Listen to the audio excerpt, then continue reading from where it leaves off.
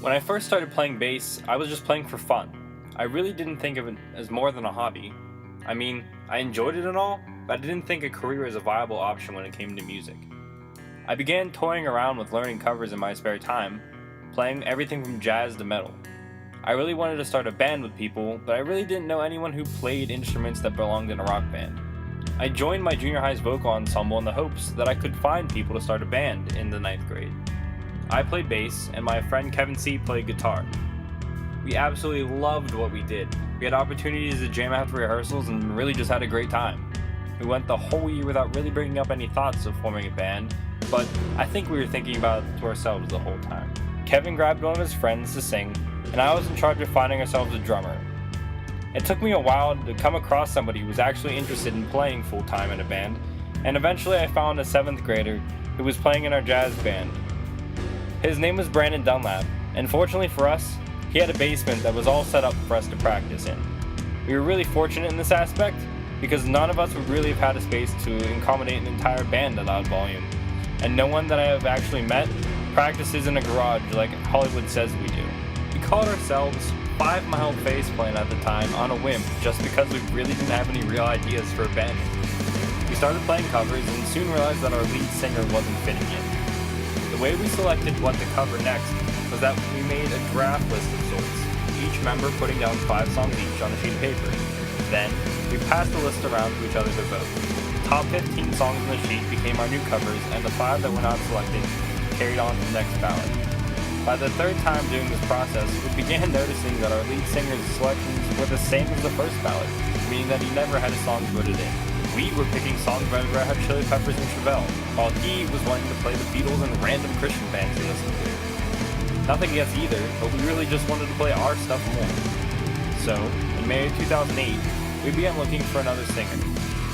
Kevin found Dan Kirby soon after, and almost automatically we changed our musical style and name. Instead of more mainstream rock, we began covering heavier bands like Killswitch Engage and Avenged Sevenfold. And our name 5 Mile Faceplant became Shattered Reflection. We played a couple gigs with this style, but we noticed that not as many people were into metal as we thought, and soon we began looking for other genres to explore. The first and last genre we looked at was pop punk.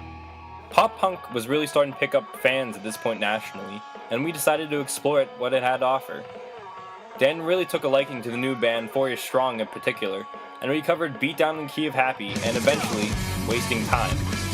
We really liked the style they played in, so we began writing our own music based on that. Dan really stepped it up over the next few years, writing songs and booking shows at some pretty amazing venues. We were playing on the same stages as our idols and influences, and that alone was an amazing feeling. We felt on top of the world in terms of just about everything, and we loved what we were doing. Bands are like family. Once you spend enough time with a group of people, you know everyone's business.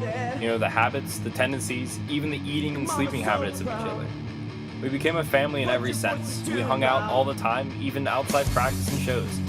Dan and I became best friends, and I really liked being around the guys in general. We looked out for each other, we laughed, we fought, literally beat each other up, joked around, argued, pretended to leave the band for almost 30 minutes at a time, and just loved what we were and what we were doing. Shows went from once a month to once every couple weeks until we became regulars on Pittsburgh's East Carson Street club scene, playing at Club Diesel, the Rex Theater, the Smiling Moose, the Alta Bar, Mr. Smalls, just to name a few. We had so many great experiences on the hour-and-a-half ride out to Pittsburgh from where we lived in Indiana. We belted out songs we knew. We shared our new musical finds. We laughed at each other and just messed around in general. One of these experiences, we learned how at 75 miles an hour, a condom goes from normal to dinosaur size outside the window. The atmosphere was amazing in each and every one of our gigs. We were fortunate enough to have a little booking agency and show promoter who loved our sound and a dedicated fan base in the Pittsburgh area. We were never paid much, but we didn't care. We were enjoying every second of our sets, whether that be a 45-minute or a 2-hour set.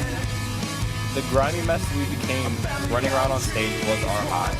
I found that the more the crowd moved and danced to our songs, the more we got into our music.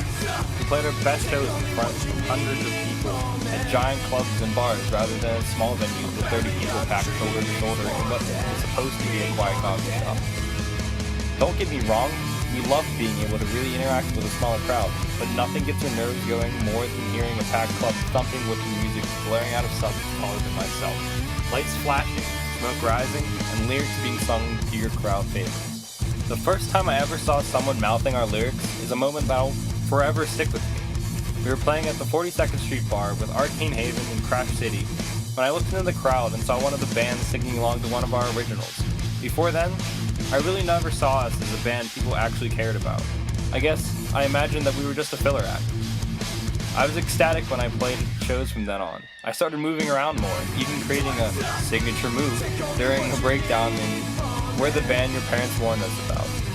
I would climb on top of my cab or the tallest object around me and would try to jump off and land perfectly in time with the band coming in.